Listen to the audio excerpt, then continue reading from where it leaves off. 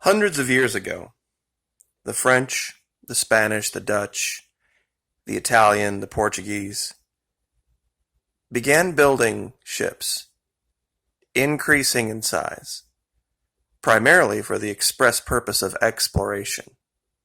They weren't all warships, of course, every ship had to have the ability to defend itself. But they understood that the larger the ship, the more likely it was to return safely, with people having discovered with their own eyes what was to be found in foreign lands, what they believed to be unoccupied lands. And they came back with some pretty amazing stories. And at that time, science didn't really try to take issue with that. They said, well, this is what we know now, but these people actually went and visually saw it for themselves. So we should probably defer to what has been visually observed, not what our assumptions are. Well, as we know in the modern world now, that's all changed. Once again, science has proved itself completely wrong. You would think by now they would have learned not to rule things out categorically, but they continue to do so right up until the point that something gets discovered that changes everything. Now, what was their big error over the last 100 years or so? That Antarctica didn't have reptiles. Reptiles, of course, cold-blooded vertebrates, skin covered with scales, live in all regions except for Antarctica. Most of the reptiles lay eggs. Here's another image saying the same thing. Antarctica, only continent without reptiles. First animal with a backbone to become independent of water for breeding. Lays terrestrial eggs or gives birth to live young. Now, last 2 days, I'm sure some of you might have seen this. Ancient Antarctic sea monster may have laid this football-sized egg. They found this old fossilized egg. A 68 quadrillion-year-old egg, the size of a football, the largest soft-shelled egg on record, and the second largest egg ever discovered, might belong to a Mosasaur, a reptilian sea monster that lived during the age of dinosaurs in what is now Antarctica. A new study finds. If true, this would be the only Mosasaur egg on record, according to the study published online 17 June journal Nature. Quote, there's no known egg like this, study senior researcher Julia Clark, a professor of vertebrate paleontology at the University of Texas at Austin, told Live Science. Quote, this egg is exceptional in both its size and its structure. Chilean researchers found the extraordinary fossil in a seasonal stream in 2011, about 200 meters away from the remains of a 33-foot-long large Mosasaur unearthed on Seymour Island, Antarctica. Quote, the identity of the animal that laid the egg is unknown. You see, this is the problem. The fossil was so bizarre, the team called it, quote, The Thing, after the 1982 sci-fi movie based in Antarctica. I actually watched that movie, and for its time, not bad for 1982. Kurt Russell, a lot of really bad animatronics, but still, not a bad watch, which the paleontologists bravely watched when they were stuck in their tents due to bad weather, blah, blah, blah, blah, blah. The thing sat in MNHN until 2018, when Clark visited and struck up a conversation with Rubelar Rogers about how Antarctica didn't have any known fossilized eggs. On a hunch, showed her the thing, and here we are now. Another article, many other articles confirming the same thing. That now, in fact, Antarctica did have reptiles. Incredibly large reptiles, in fact. Now, they are just starting to explore the extreme edges of Antarctica, the islands, Seymour Island. Who knows what could be in the interior? This is Science News covering basically the same thing. Now, I used this image some time ago because I found an image in Antarctica using Google Earth Pro that very much resembled it. This is an Elasmosaurus. These ancient seagoing reptiles. And I found this image to go along with it because basically an Elasmosaurus is just a giant sea turtle with a neck modification and some extended fins. And we all know that sea turtles lay eggs. Now, I put together this montage of images, all captured Google Earth Pro,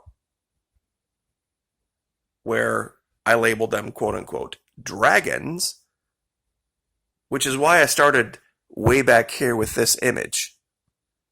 Because at the time, they didn't have any better words.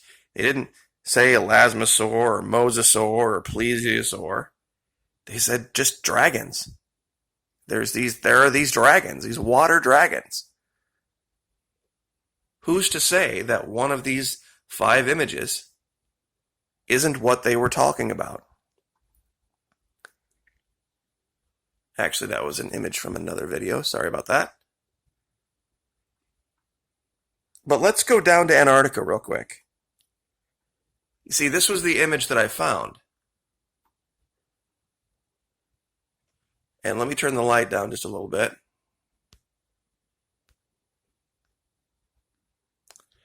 To try to enhance it.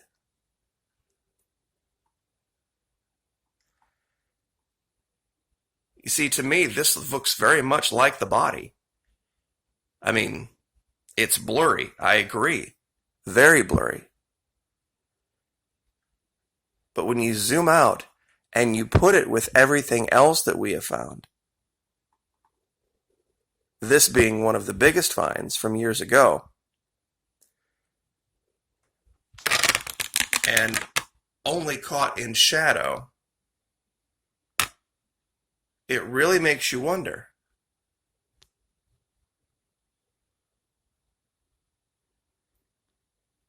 I don't think a lot of people can really wrap their mind around the idea of how big Antarctica is.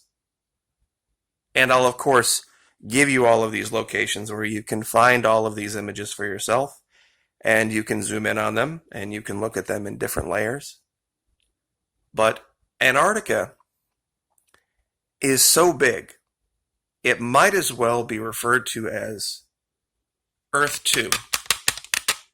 And I say that without any hesitation, because you could take the world's largest 100 cities, put them all together into one big city, and you could place them under the ice down there, and nobody would know.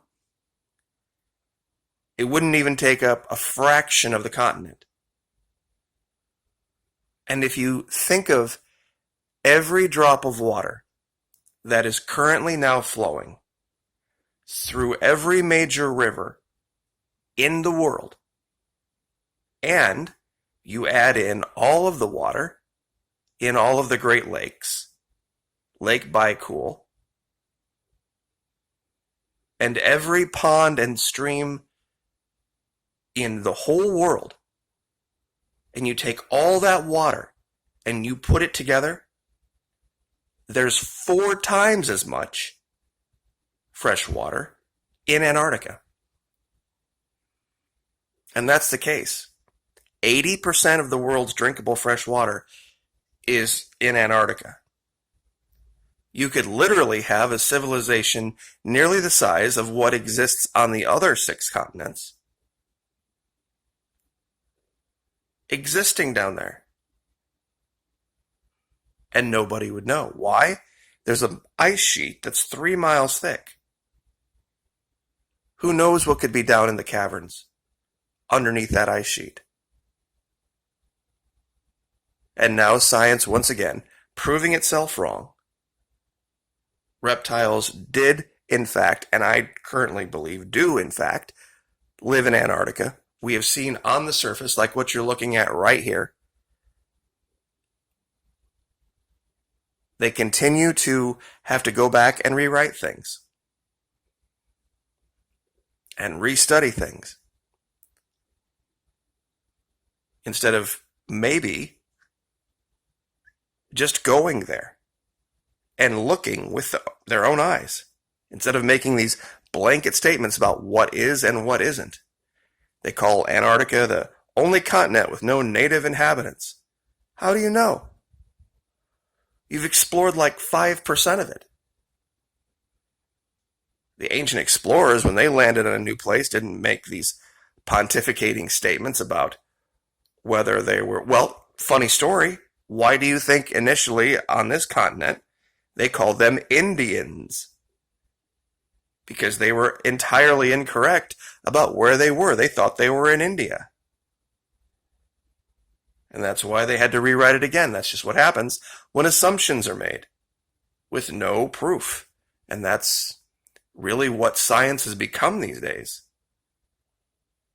We're all just going to get together and assume this to be the truth so that we can pat ourselves on the back for having discovered something and then move forward. And then forever down the road, they find something else. So anyway, everyone have a great weekend. Like, share, subscribe. We'll see you next time.